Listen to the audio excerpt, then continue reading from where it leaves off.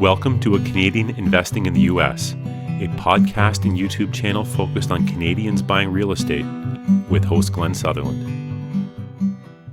Welcome to a new episode of A Canadian Investing in the U.S. with Glen Sutherland. This week, my guest is Jeff Cichocki. Jeff, if you want to start off by giving us a bit of an introduction to yourself and what you do. Yeah, so I'm sort of a little bit of a unique and somewhat odd duck in the real estate game because I'm playing so many different fronts. Been doing this now for 21, 22 years, and as time goes on, you build a business, it becomes successful, you hire the right people, and the team sort of takes over, and then as the owner, you will get bored and you turn into a serial entrepreneur, which is what I did, right? So I have Best REI Funding, which is a hard money lending company. Last year, I bought another hard money lending company called Alpha Lending. I also own Best Capital Management, which is essentially the marketing arm for raising private capital so that both of those companies can place those dollars into loans. Okay. And then the small tangent off of those two things, though, is as real estate investors have just called and I meet them at events and things, there's so much garbage that's taught to real estate investors today. It's sort of a long story, but the really short version is I literally got into a Facebook conversation that turned into a live stream, even though it was just us all posting back and forth with each other.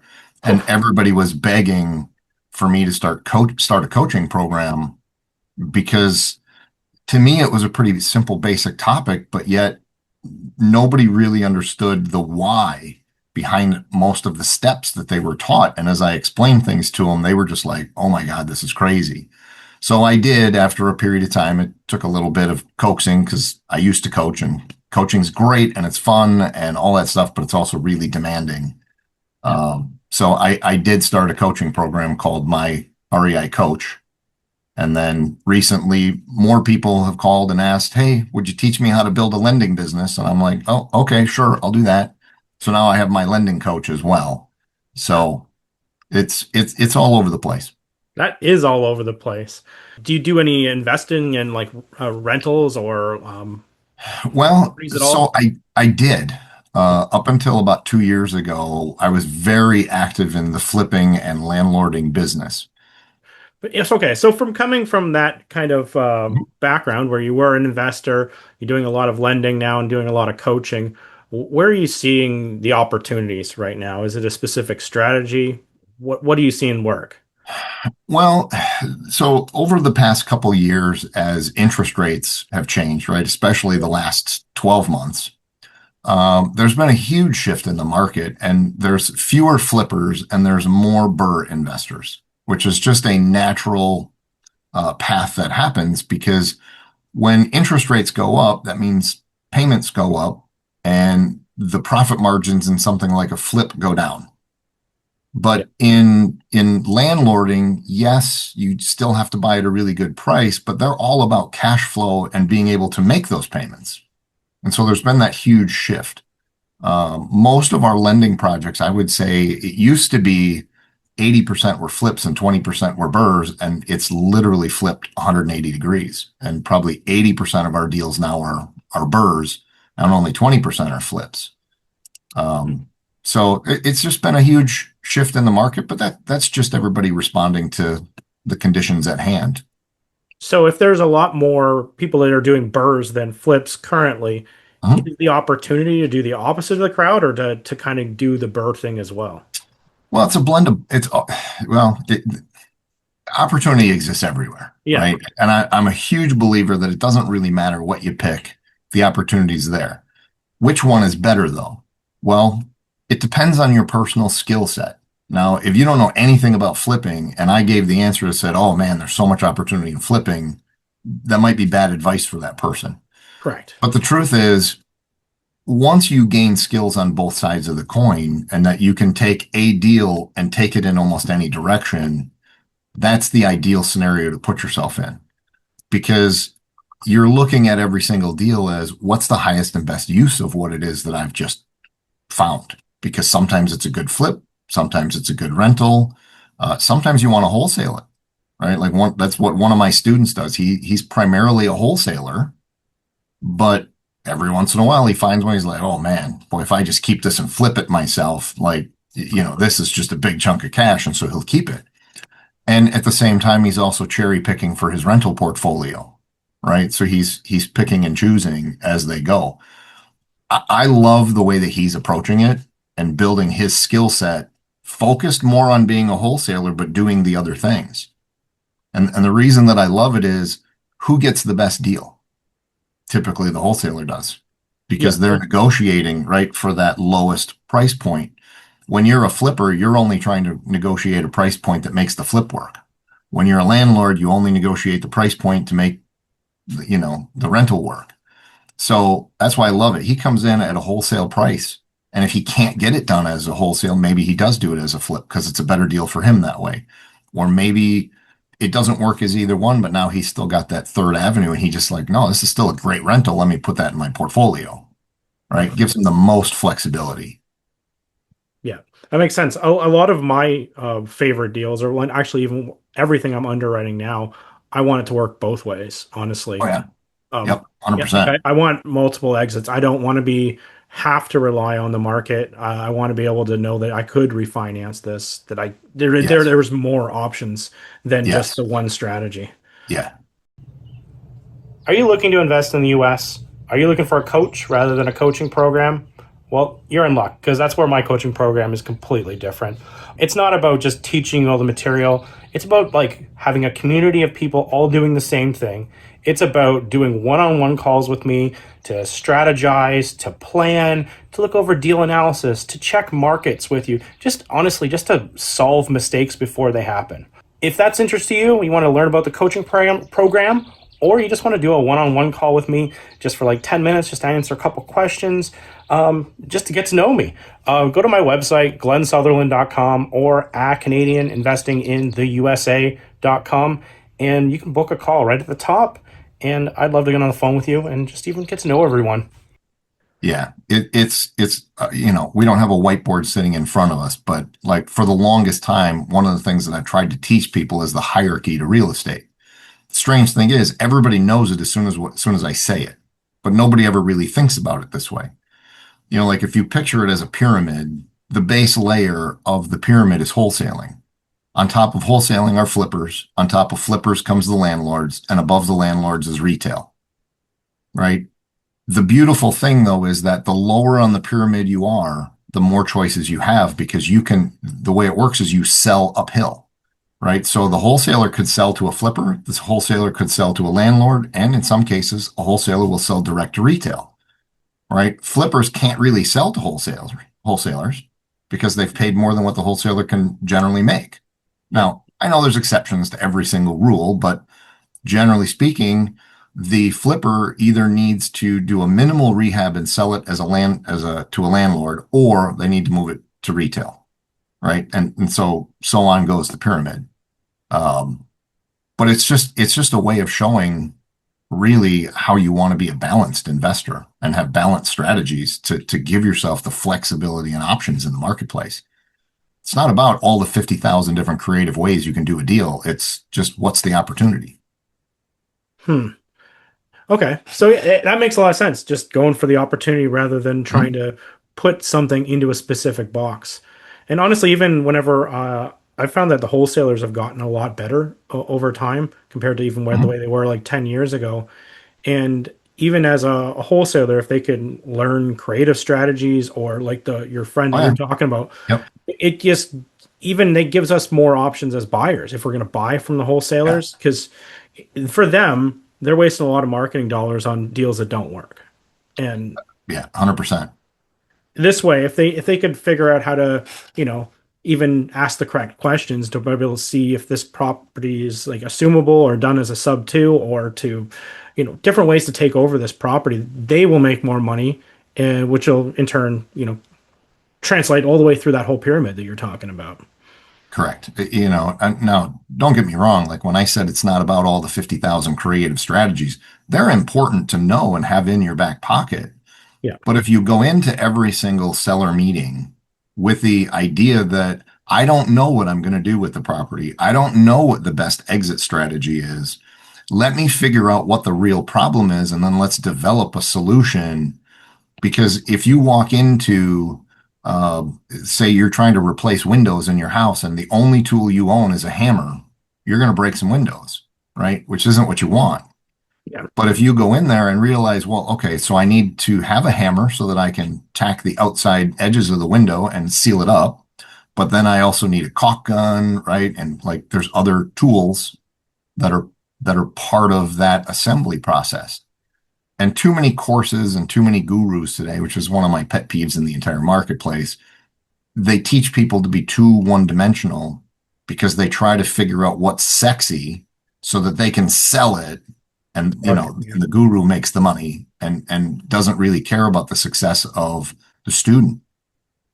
To me, the greatest sign of anybody that you ever work with, I don't care if it's a coach, a mentor, I don't even care if it's your lender, just whoever it is that you're working with, you want to work with people that want to see you succeed as much as you want to see them succeed.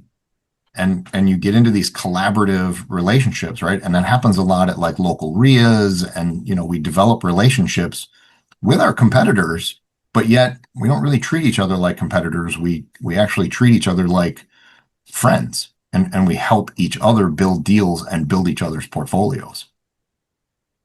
Yeah.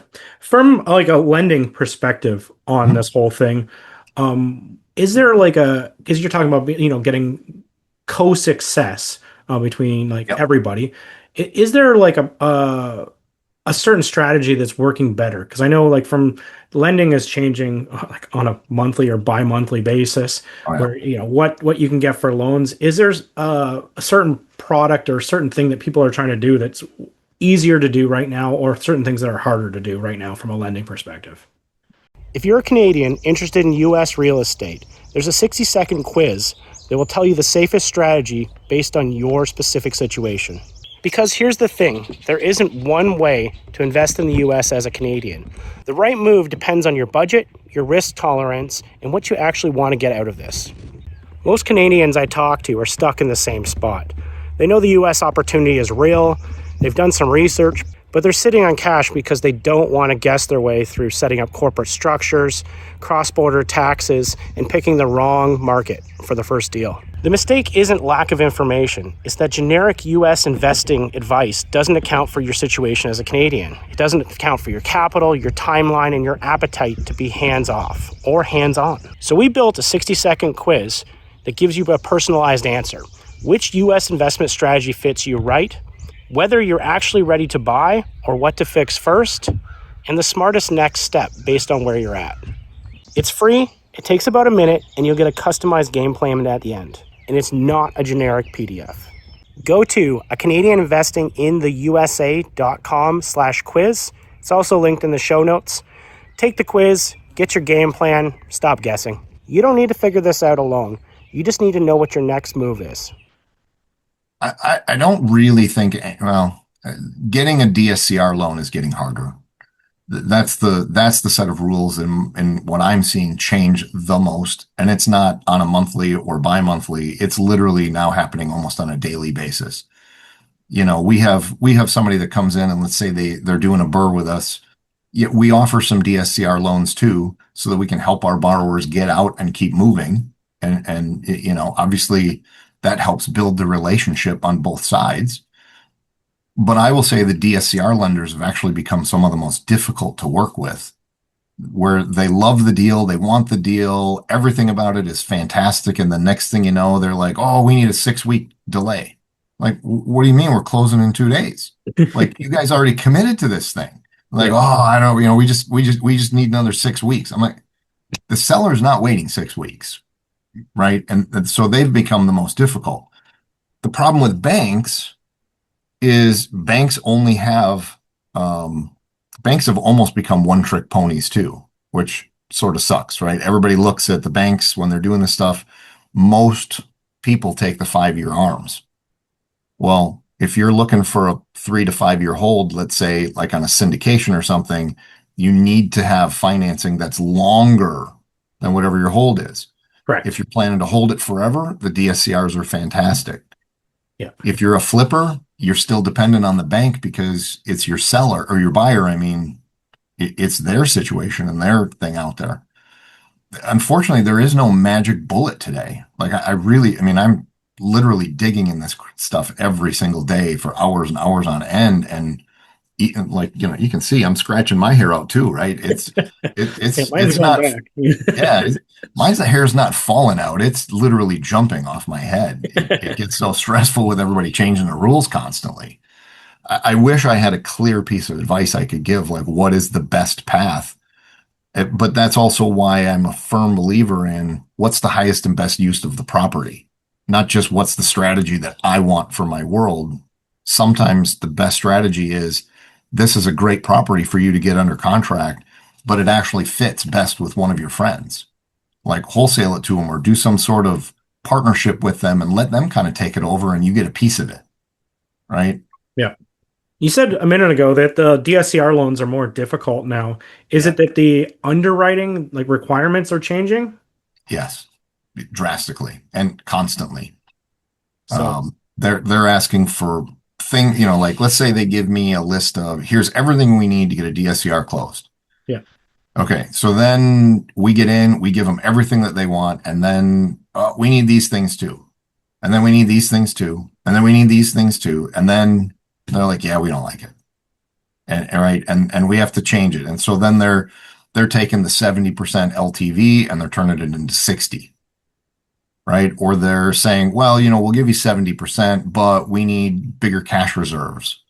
Like they're changing things constantly. And what really sucks is person A comes to me and that's their experience, which no longer feels really good as a borrower because you're like, oh my God, nobody can make up their mind. And then person B comes through and maybe it sails through no issues. Or person C comes through and it's a totally different scenario again than person A. And they want different things that aren't even the same as what they asked for in person A, which it's as equally frustrating for us as lenders as it is for borrowers today with the chaos in the finance market.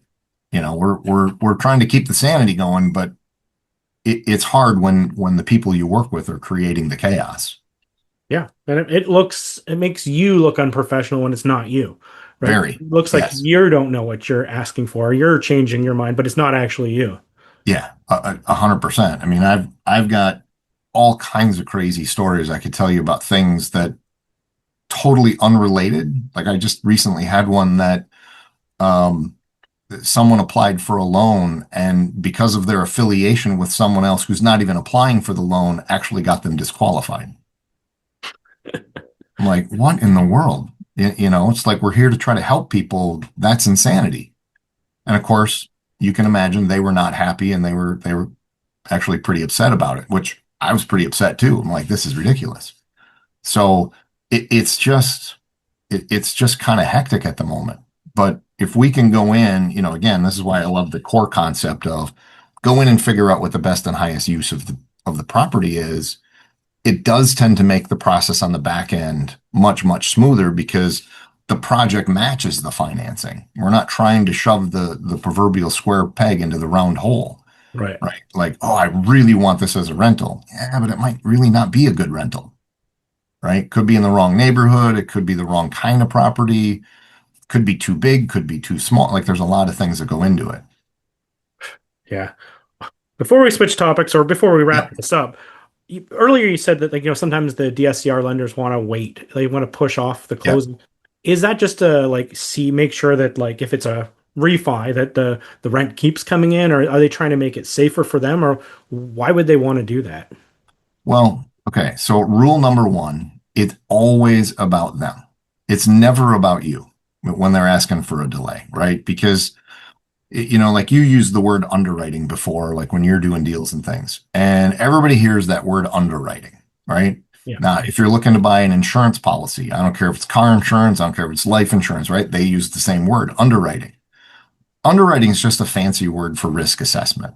Right. So if you're the lender in the deal, or even if you're the buyer, when you underwrite things, you're trying to figure out, is this worth it? Right. So when the interest rates are fluctuating a lot, and what most people don't know about DSCRs, they're tied to the 5-year treasury, not the 10. Everybody's kind of used to looking at mortgages as being tied to the 10, but the DSCRs are actually tied to the 5. Well, the shorter the term, the more volatile the rates are behind the scenes. Like if you ever go compare the 10-year chart to the 5-year chart, the 5 is more active, which means there's more chaos and more uncertainty for the DSCR lenders. So since it's all about them and their safety and their security in the money that they're going to invest into the property, it's really, really hard to control sometimes, right? And it's part of their delays is they're looking at it going, well, it seems too choppy right now. Like maybe we want to wait and let's wait for this thing to settle. Yeah. Right. There's a million reasons they could come up with for a delay. Jeff, before I let you go, you want to tell us a little bit about your company or how they can get a hold of you if any of this lending sound interesting to them? Yeah. The easiest way to get a hold of me is just Jeff at bestreifunding.com. And, if you send me something too, just in full transparency, I do have a full team behind me. So sometimes the deals come to me and then, I'm handing it off to my team to make sure that we're all, given the best possible service so that none of us get overloaded. Because in the end, it's like I said, this is all about the borrower's success, not ours. Because we can't be successful if we can't help our borrowers be successful. Love that. Well, Jeff, thank you so much for coming on the show. I really appreciate your time. Yeah, absolutely. That was a nice video. Bye.